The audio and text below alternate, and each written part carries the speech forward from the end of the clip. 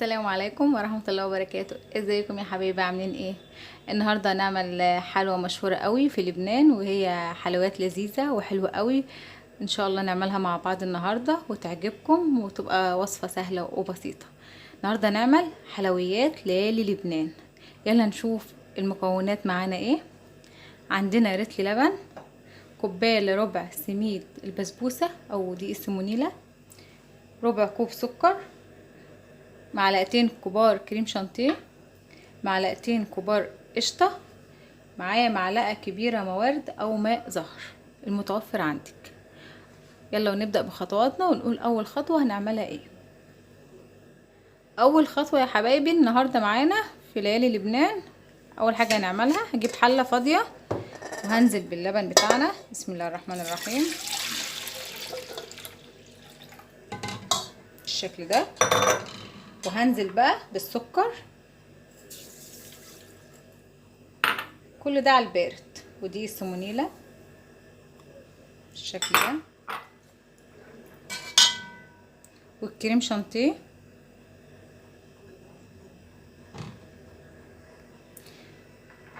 والقشطة.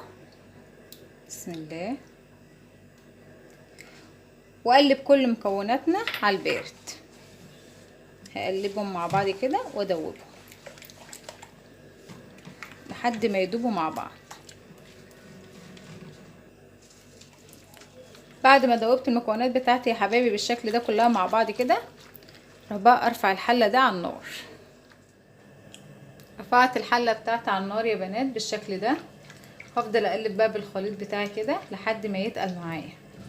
هفضل اقلب باستمرار، ما اشيلش ايدي من الخليط خالص، افضل اقلب فيه بالشكل ده. بالشكل ده يا حبايبي، شايفين؟ بسم الله ما شاء الله. هفضل اقلب فيه لحد ما الخليط بتاعي يتقل مع بعض. بسم الله، ربنا يحسن من ايدينا يا رب. شايفين يا حبايبي ما شاء الله الخليط بدأ يتقل معايا، بدأ يتقل معايا اهوت بالشكل ده. بقعد اقلب فيه ما شاء الله لحد ما يتقل. شايفين يا حبايبي الخليط تقل معايا ازاي؟ بسم الله ما شاء الله بالقوام ده بالشكل ده. اطفي عليه النار بقى اهو. عندي بقى معلقه الموارد او ماء الزهر المتوفر عندي، وهضيفها عليه بالشكل ده واقلبهم مع بعض كويس بالشكل ده.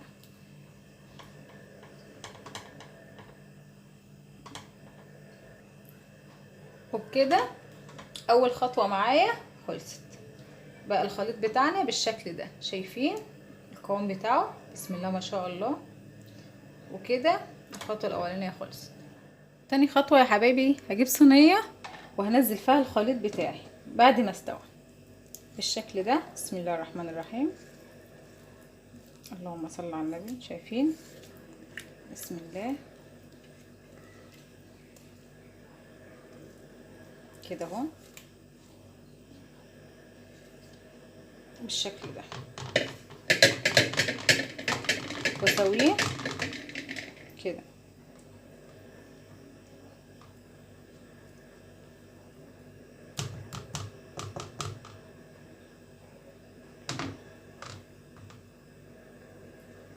كده يا حبايبي.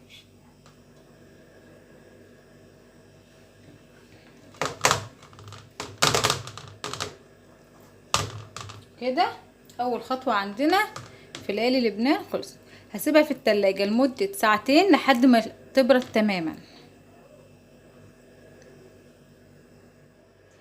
وبعد ما حطيت الخليط بتاعي في التلاجة يا حبايبي، هنيجي بقى للطبقة التانية لحد ما الخليط بتاعنا يسقع تماما ويتماسك. هنعمل القشطة.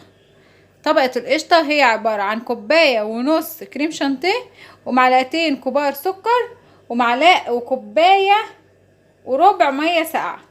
حطهم كلهم في بولة كبيرة، وهضرب واحدة واحدة بالمضرب على اخر سرعة بالشكل ده يا حبايبي. شايفين؟ شايفين القوام؟ بسم الله ما شاء الله.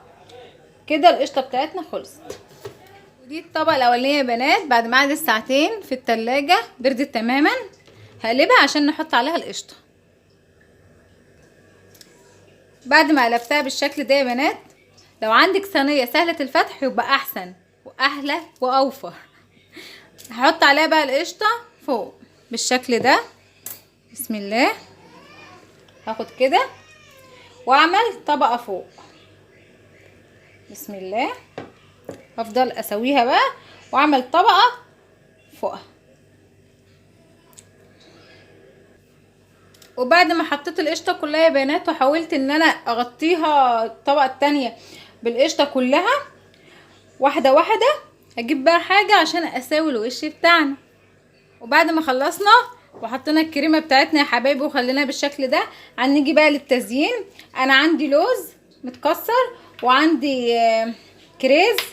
التزيين ده حسب اختيارك انتي، واصلا بيبقى المفروض التزيين بتاعها فستق حلبي، بس انا ما عنديش فستق حلبي، مش هنقف يعني كتير. فهنحط بقى ايه لوز بالشكل ده. بسم الله.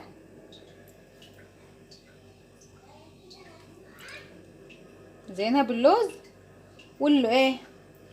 والكريز. وبعد ما زينا الليالي لبنان بتاعتنا الحلوه دي وحطيناها عليها اللوز المجروش والكريز، بقت شكلها بالشكل ده. بسم الله ما شاء الله. اقطعها بقى معاكم ونشوف شكلها وطعمها عامل ايه.